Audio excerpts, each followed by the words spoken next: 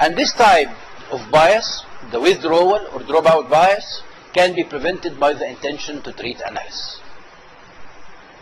The intention to treat analysis, let me summarize it in very two simple words. The first is, once randomized, always analyzed.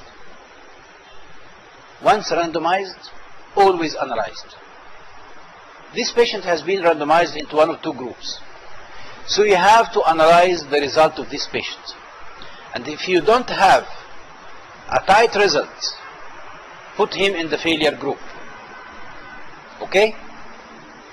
Another problem that we might face. We have two groups. We have some people in group 1 receiving the treatment for group 1. Then they find that their colleagues in group 2 are doing better. They stop this drug and start taking the other drug.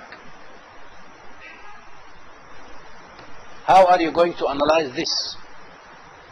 To analyze him in group 1 or group 2? Here comes the second rule. Analyzed as randomized. If this patient has been randomized to group 1, you have to analyze his results in group 1 results. If he was randomized from the very beginning to group 2, you have to analyze his results with group 2 patients. So the intention to treat analysis has two simple rules. The first rule is, once randomized, always analyzed. The second rule is, analyzed as randomized. In the same group he was initially randomized to. And let us have an example.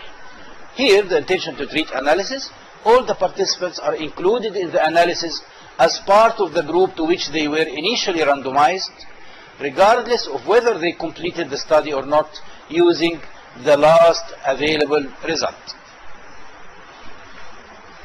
If the last available result was cure, consider him cured. If the last available result he still didn't get better, you consider him failure. This is a simple way to give you the idea behind the intention to treat analysis. We are comparing new treatment with a placebo in certain situation. This new treatment is known as JAP-TAB. JAP-TAB. And it is compared to placebo. We have 100 patients in group 1 and 100 patients in group 2 after randomization. Out of the 100 patients in group 1, we have 20 failures. Out of the 100 patients in group 2, we have 20 failures. But at the end of the study, we found that in group 1, we have 20 who were unadherent or non-adherent to therapy. They stopped the treatment during the study. And 80 who completed the study as the protocol says. From these 20, 16 had failures. And from those 80, 4 had failures. Okay? And in group 2, we have 84 patients who were adherent to the treatment they received, and 16 who were non-adherent. They stopped the treatment during the study. And from 84 adherents, 12 failures, and from the 16 non-adherents, we had 8 failures. This represents a problem to the investigators. How are we going to analyze these results? Let's take the first example, the per protocol analysis. What does the per protocol analysis say? Only those who completed the study according to the protocol and were adherent to the treatment are the ones who are analyzed. Okay? So, the failure rate in the placebo group is 12 out of 84, which is 15% failure rate. While the failure rate in the JAP-TAB group, 4 out of 80, which is 5%. So according to this per protocol analysis, are we going to prescribe the JAP-TAB? Yes, because it is better in results. It has cured 85% of the patients, 95% of the patients, while only 85% of the patients were cured on their own with the placebo. But let us do the intention to treat analysis. What does the intention to treat analysis say? It says that in the placebo group, we had 20 failures out of 100, 20% failure rate. In the JAP-TAB group, we have 20 failures out of 100, the same failure rate. So there is no difference between the JAP-TAB and the placebo. In this situation, and you have seen both analyses, what are you going to do? Are you going to use this drug? Why? We are convinced with the results. Okay? But this might be, doesn't do justice to the drug. How to be sure that this drug is effective or not? By doing a better research, another research. The pharmaceutical company who claims that this drug is effective have to do this good research without dropouts. It's not me or my patients. Okay? So we have to follow the intention to treat analysis. Especially when we know that in this example, this JAP-TAB was just another placebo tablet. So we can compare two placebos, and the play of chance would lead to that this one is better than that. Okay? We have another example here. In a study that had two groups, Group A and Group B. In Group A we have 117 patients. In Group B we had 115 patients. We had in Group A 17 patients who were non-compliant to therapy.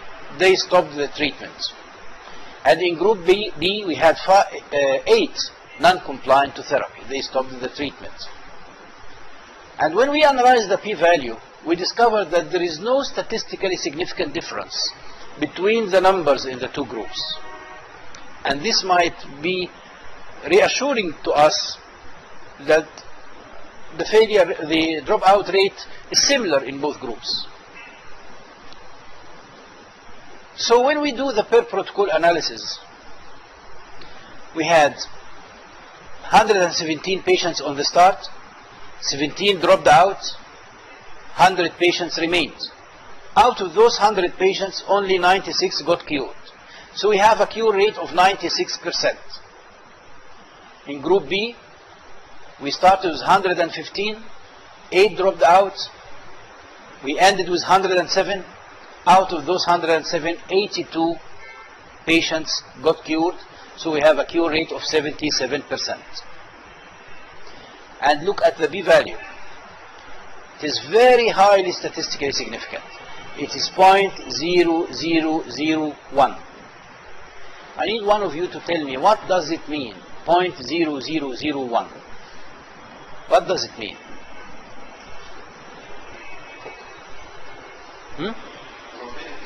Yes, this is the probability of chance. The p-value is the probability of chance. What is the probability of chance to cause this result? In this example, it is 1 in 10,000. So a very, very, very minimal probability of chance. This is a very highly statistically significant result. Okay? But let's work out with the intention to treat analysis. And let's say that we have 96 patients who got cured out of 117. And 82 patients in the other group who got cured out of 115. So we have a cure rate of 82% in Group 1 and 71% in Group B. And let's look at the p-value. The p-value now is 0.07. statistically non-significant. There is no difference in the treatment effect between group A and the group B patients. So this is how we can be fooled by the literature, by publishing only the per protocol analysis and disregarding all the dropouts of the study. If a study has a lot of dropouts, this means that this study was poorly conducted, and we shouldn't rely on it. And if we want to take the results of this study, let's do the intention to treat analysis and see what is going to happen. If the intention to treat analysis proved that still treatment A is better than treatment B, okay, I'm going to use treatment A. But if the intention to treat analysis changes the results, I do not trust the result of this study anymore. Okay? Did you get the idea behind the intention to treat analysis? So the third type of bias is known as the dropout bias, and to work around this type of bias we have to do the intention to treat analysis.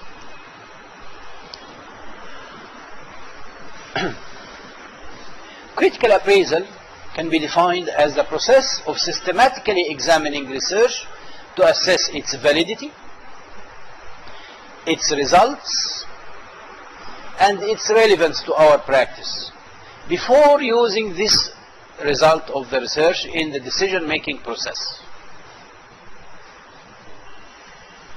So we have a triad or a triangle of critical appraisal. We read the study, then we determine its relevance to our practice, its validity, and to examine the true results of the study. By relevance, we answer the question, is the article relevant to my practice and my patients? Sometimes there are a drug that is not present in your area, so this result is not relevant to your practice. Sometimes there is a new diagnostic modality that is not available to your patient, so this result is not relevant to your practice. And I am going to give you one example. The best treatment for male infertility is artificial insemination donor. Do you think that this evidence is relevant to your patient? Would your patient accept doing artificial insemination donor? So the result of this study is not relevant to your practice. So relevance means the suitability of the research to my own practice and my own patient. The validity answers the question, is the article of good methodology? Did the investigators follow the proper methodology in performing this research? This is a very important question. The results are, what is the treatment effect? What is the true treatment effect? When they say that this drug is statistically significant or statistically better than the other one, what does this mean? Does this mean that I have to use this drug, or it is better but to a very minor extent? We have to examine the true treatment effect.